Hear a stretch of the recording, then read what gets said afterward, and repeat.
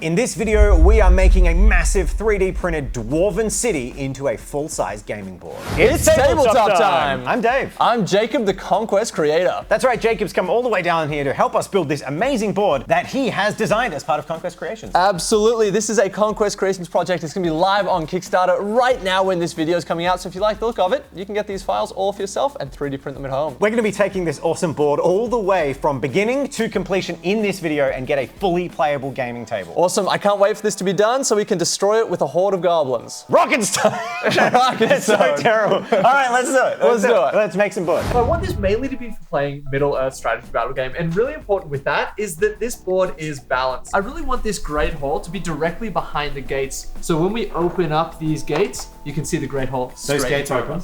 Those gates open. Those gates Those open. gates open! That's too fun. That's too cool.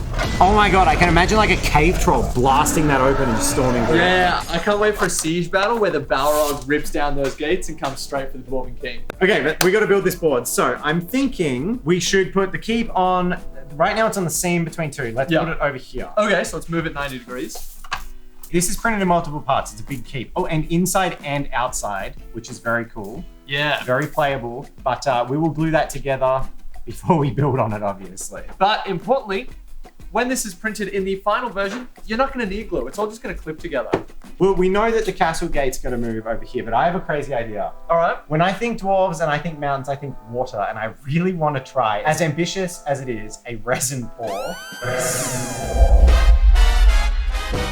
So what do you think about putting like a little receded lake in the mountaintop? In my experience, resin pours are never as easy as I hope.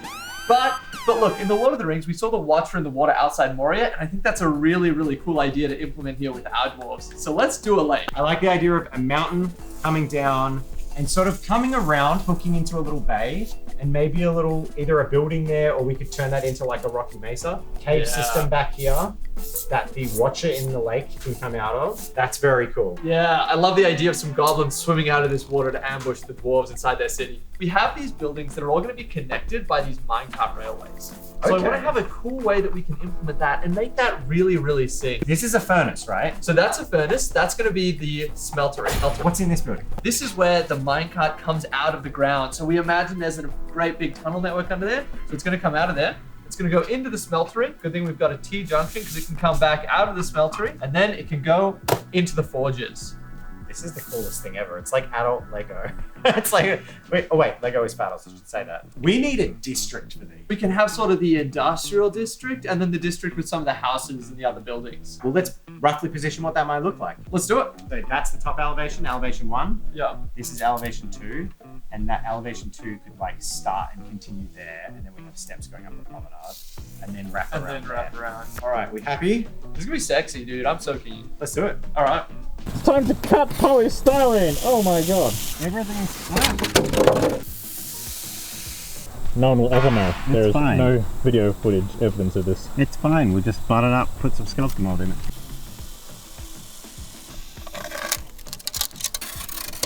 It is time for me to actually glue some of these together. I can't really keep foam cutting with the Jenga tower, it's kind of falling apart. So I'm gonna use some skewers, a bit of instant nails, and we're gonna start to see these mountains come to life.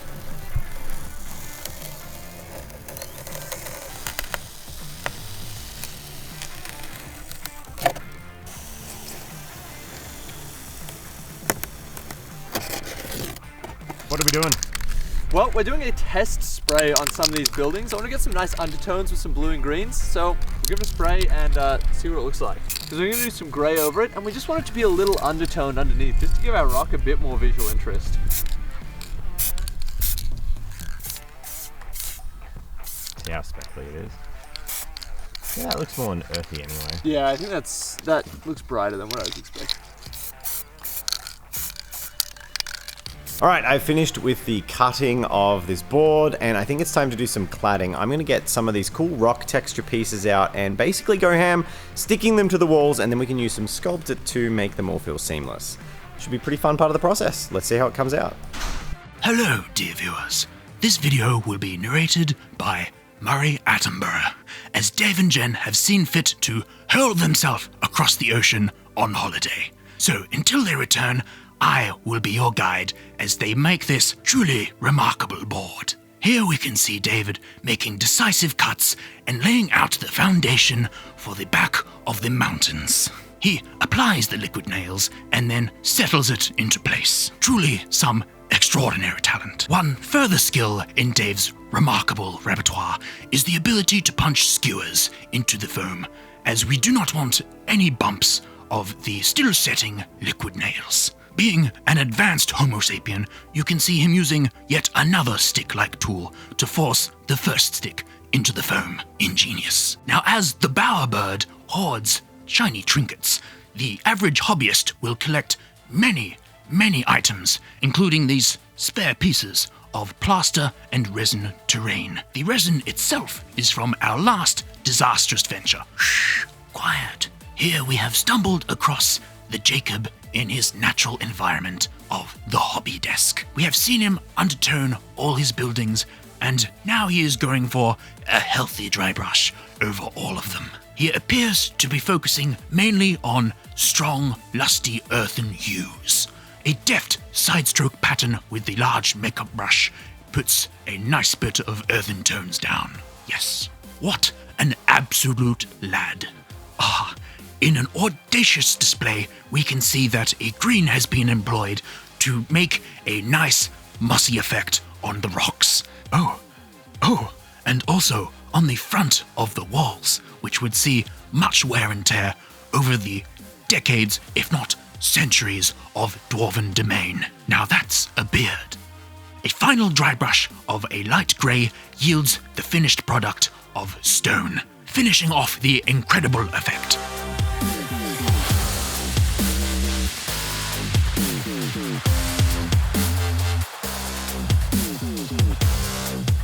Now, on to the tricky part, all the very fine dwarven filigree, which it appears Jacob has chosen a nice, lustrous, scaled 75 gold.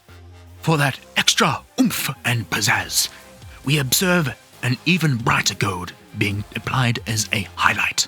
With this addition, surely none can contest the beautiful architecture of the dwarves. So we're having an awesome time building the Kingdom of Durak Deep. It's time to tell you a little bit about where we can get that. Well, the Kingdom of Durak Deep is live as of the launch of this video on Kickstarter. All these STLs have been designed to be easy for everyone to print. So you should just be able to drop in a slicer, click print, and they'll be good to go. Now, you were printing them as we were building this project, and they were coming up a treat. So it was really cool to see that, and just on consumer grade printers. So they're super easy for everyone to print.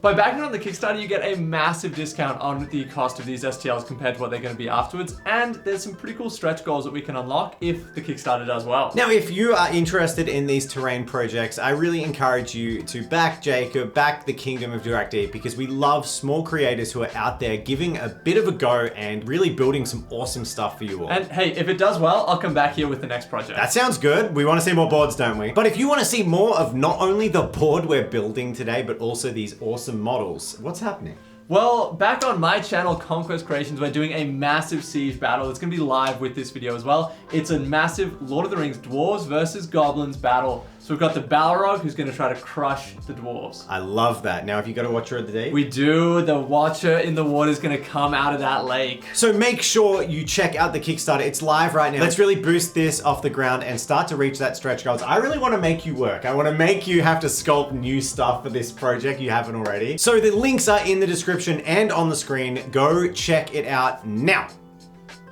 Perfect. Now. Oh, hang on. We weren't done. Now. Go do it! All right, so we've been discussing how we're going to do all the paths and foundations. We tried a few things.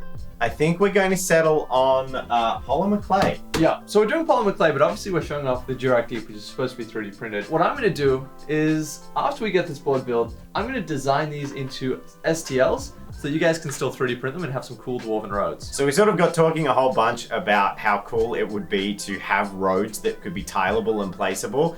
And that led to another, and we were this close to just sculpting it, but we've only got a day and a half left on the project. So I think 3D sculpting it, printing it, and painting it for this build is a bit ambitious. Little bit.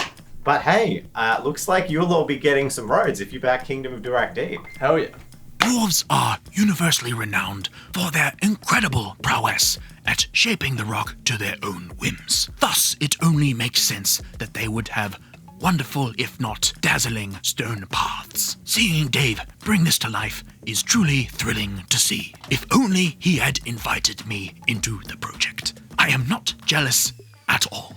Geometry and symmetry is the name of the game in Dwarven design, so Dave will have to be very, very careful with his straight lines. A molded texture roller makes short work of a long strip of flagstone. Beautiful. Truly, brown cosclay is the forbidden chocolate of the hobby realm. A deft bit of knife work that needs doing here allows us to quickly construct very uniform and straight stairs. The mating cry of the experienced, competent hobbyist. It truly warms the heart to see. Now here you can see that this cosplay has just the right amount of marbling, just the right amount of fat for just a bit of flexibility, which is of course nonsense. They clearly mixed something or melted something here. I don't know what's going on. Now it looks like a biscuit. All right, so Jen's come to help us with your favorite step, the sculptor. Yay, sculpted! Okay, so Jacob's in the other room making some more roads. We've got a whole bunch of these foundations made, but we really need to start getting some sculpted on the board drying. So we're going to start putting the foundations in, seamlessly meshing all of these mountain areas, and I think it's going to start to come together faster than you'd think. Yay, high five. sculpted! I love high fives. With a colourfully plumed and enthusiastic Jen on the scene, things shape up very quickly. As we can see, they are laying the foundations on where they want the buildings to sit. Aesthetic layout and gameplay balance are what they are most focused on here. Their knife-like focus could not be broken for anything. Yet again, we see Dave demonstrating his proficiency at small stick as he applies the last vestiges of the liquid nails to the flagstone bases. And of course, with an emphasis on practicality, these flagstone footprints for the buildings serve yet one more purpose. Having such flat bases allows the buildings to be cleanly placed on the ground. There will be no rickety dwarven buildings that wobble upon this table. The foundational bases are also made large enough to accommodate most, if not all, of the buildings printed here. As Dave finesses the footpaths into place, Jen acts a vital role as support as she finishes the sculpted in and around these paths. Truly, teamwork makes the dream work. And suddenly, we see Murray. He does, in fact, make an appearance in this video as he rears his butt up at the camera. What a professional. But he is here to serve a role, which is to trim up the board to make it nice and presentable. You thought that he would simply sit here and complain about not being in the video. And he will. And now, the first bits of priming are about to happen. With some clever masking, after some spillage has occurred, we will prime all of the flagstone. Would it have been easier to do this before being placed on the foam? Possibly. But that is not the tabletop time way. We learn by doing, and sometimes not learn at all.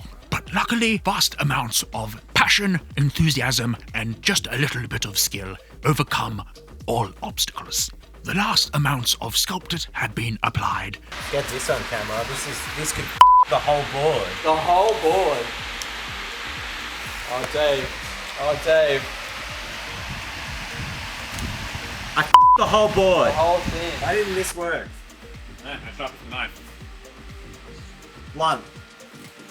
And a new introduction, a jazzer, has entered the field and is now applying a very viscous concoction of PVA and paint. This will serve the foundations of the flock, which can then immediately be applied to the paint, drying down and forming the basis of our grass.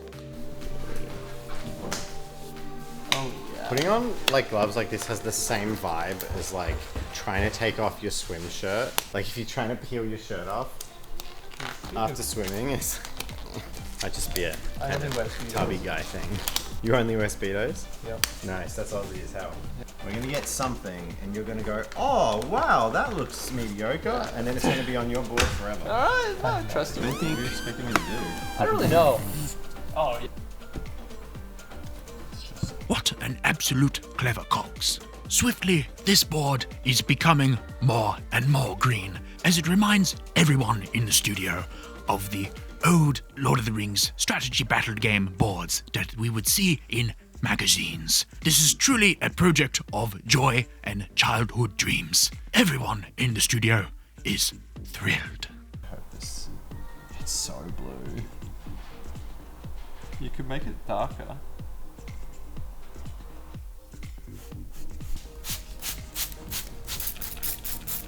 Murray putting some of that clean trim on the board. Oh yeah. Very snazzy. I'm gonna get in here, do some water effects, and we're on the home stretch. Sweet. Time to add some water ripple effects from the good folks at Woodland Scenics. Pretty easy one to apply. You just have to make sure you come back to it. So you sort of put it down just like a paste, and then you can create your ripple effect. But it does sag and drip over time and sort of lose the texture that you put into it. So it's best worked sort of half an hour to an hour after it's gone down in multiple stages, I've found. But someone who's better than me at this will have a different answer. Scatter! Woohoo! This board looks dope.